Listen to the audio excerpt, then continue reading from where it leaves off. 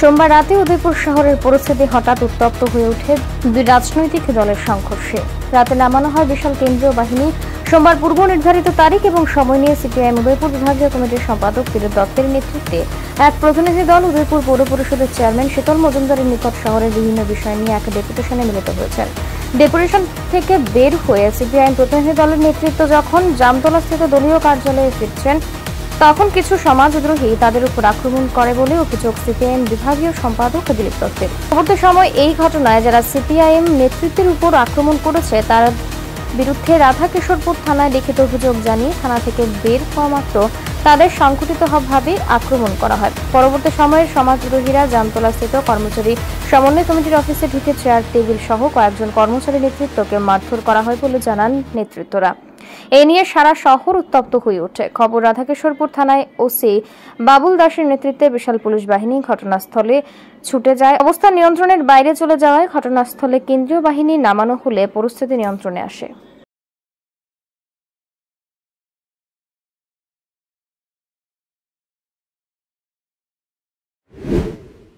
বাড়ি ফেরার পথে সিপিএম পার্টির বাইরেছিরা কানাবতী বা বিল্লাল হোসেন ওইসে বিজেপি খরচ তো দেখে দেবো ওইসে বাইরে বেড়ে দিচ্ছে।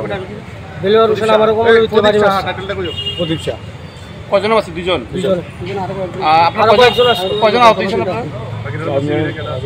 কি নাম আপনাদের? কি নাম আপনাদের?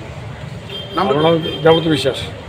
রাজদীপ চক্রবর্তী। মানে কয়জন মিলে আপনাদের কয়জনকে আক্রান্ত করেছে? দুজন মিলে দুজনকে মারধর করেছে। আপনারা কয়জন আহত? আমরা দুজনই। হাতে বাড়ি মারছে, আমার কোমরে বাড়ি মারছে। এখন কি অভিযোগ জানাবেন? মানে মূলত কি বিষয় নিয়ে মানে বুঝতে পারছি কি বিষয়টা আপনার কোথাও ঠিক আছে। তারা বাইরে এসে বিজেপি কেমন দেখে দেবো। কোন জায়গায় ঘটনাটা কোন জায়গায় হয়েছে? সিপিএম পার্টি না কটার দিকে আজকে?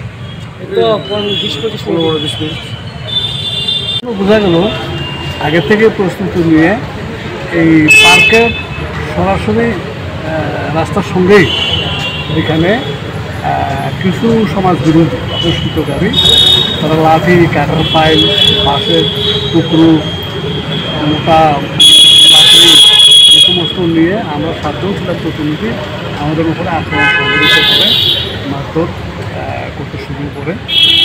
এই ঘটনার পরিপ্রেক্ষিতে দেখা গেল যে আমাদের একজন বয়স্ক কমরেড রবীন্দ্র কর্মকার উনি মারাত্মকভাবে আহত হয়েছেন।